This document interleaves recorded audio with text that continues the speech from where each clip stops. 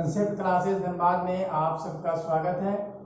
सबसे पहले हम क्लास 10 के केमिस्ट्री के कुछ चैप्टर के बारे में बताएंगे। देखिए, पहला चैप्टर है आपका रासायनिक अभिक्रिया और उसका प्रकार। तो रासायनिक अभिक्रिया होती क्या है? जो भी कोई हम लोग काम करते हैं तो कुछ ऐसे परिवर्तन होते हैं जिनके अंतर्गत पहले के परिवर्तन की अपेक्षा दूसरे परिवर्तन में जब हम लोग बदलते हैं तो उसके ग्रुप, रंग, अवस्था इत्यादि बदल जाती है। तो ठीक उसी तरह कोई भी केमिकल रिएक्शन होता है, कोई भी रासायनिक अभिक्रिया होती है तो उसमें कुछ अभिकारक होते हैं, कुछ उत्पाद होते हैं, आपस में मिलते हैं और मिल करके नए पदार्थ का निर्माण करते हैं।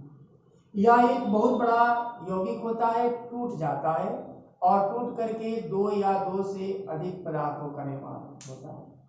तो ये दोनों अभिक्रियाएं को संयुक्त रूप से क्या कहते हैं? रासायनिक अभिक्रिया कहते हैं। या दो से अधिक पदार्थ आपस में ज्वाइन होकर के एक हो जाता है, एकल उत्पाद का निर्माण करता है।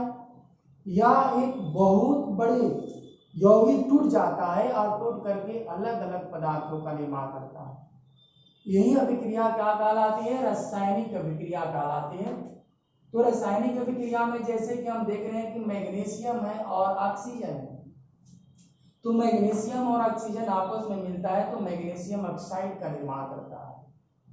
तो यह अभिक्रिया भी रासायनिक अभिक्रिया कहलाती है।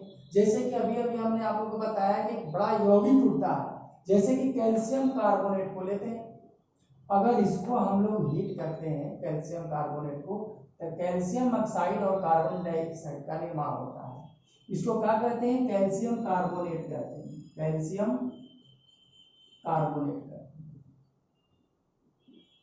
ये कैल्शियम ऑक्साइड है, ऑक्साइड होता है, और ये कार्बन डाइऑक्साइड होता है।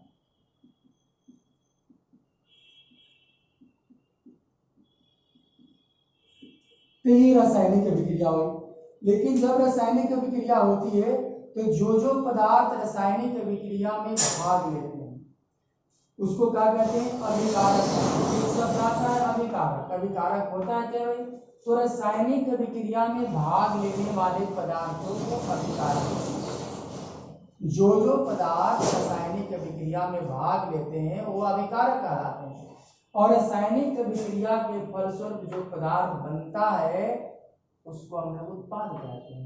जैसे कि हम लोग देख रहे हैं कि बेरियम क्लोराइड है BaCl2 और हाइड्रोजन सल्फेट है जिसको हम लोग सल्फ्यूरिक अम्ल भी कहते हैं। दोनों आपस में रिएक्शन करता है, क्रिया करता है, तो बेरियम सल्फेट और हाइड्रोक्लोरिक अम्ल का निर्माण करता है। तो इस तरह बेरियम क्लोराइड और ये सल्फ्यूरिक अम्ल ये अभिकारक कहलाएंगे, जिसको रिएक्टेंट कहते हैं, और इसके फलस्वरूप जो पदार्थ बना उत्पाद कहलाए।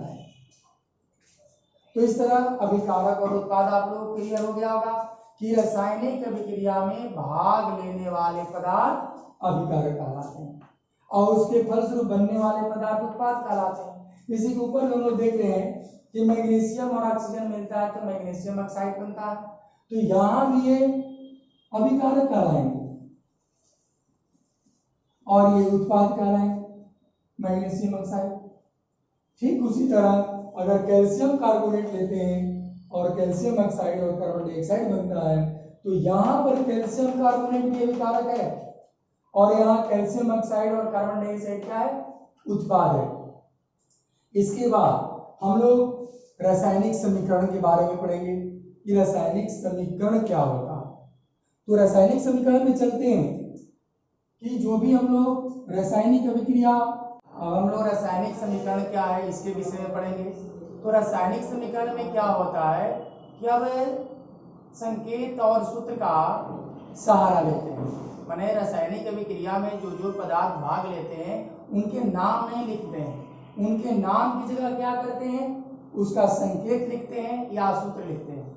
तो रासायनिक समीकरण की परिभाषा में हम ये बताते हैं कि संकेतों और सूत्रों की सहायता से अगर किसी रासायनिक अभिक्रिया को प्रकट किया जाता है तो उसी को रासायनिक समीकरण कहते हैं। जैसे कि हम आप लोग को एग्जाम्पल में देख रहे हैं कि जिंक और सल्फ्यूरिक अम्ल आपस में मिलता है तो जिंक सल्फेट और हाइड्रोजन बनता है। क्या बनता है? हाइड्रोजन गैस निकलती है।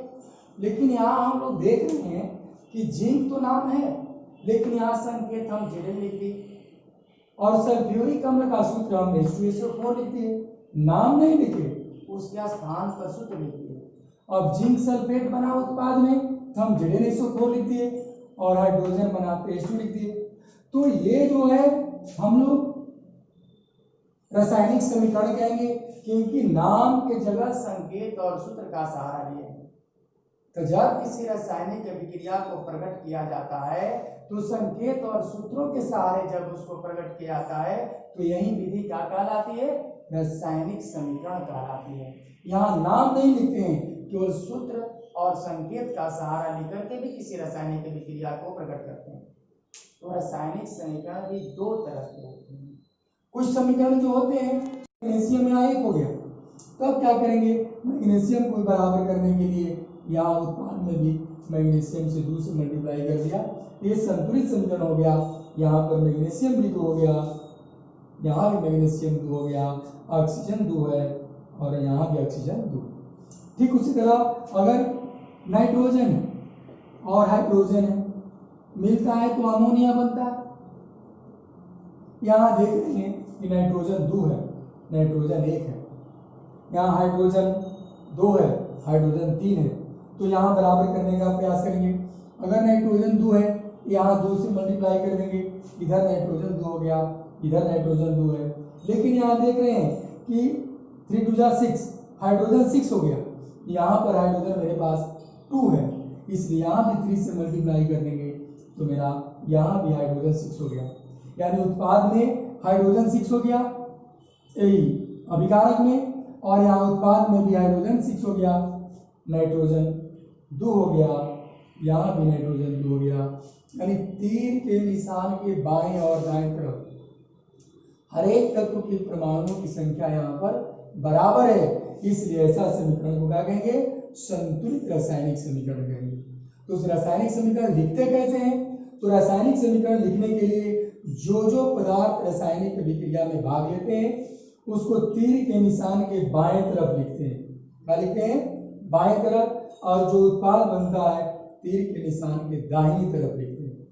अगर उत्पाद में 2 या 2 से अधिक पदार्थ हो तो उनके बीच प्लस का चिन्ह लगाते हैं।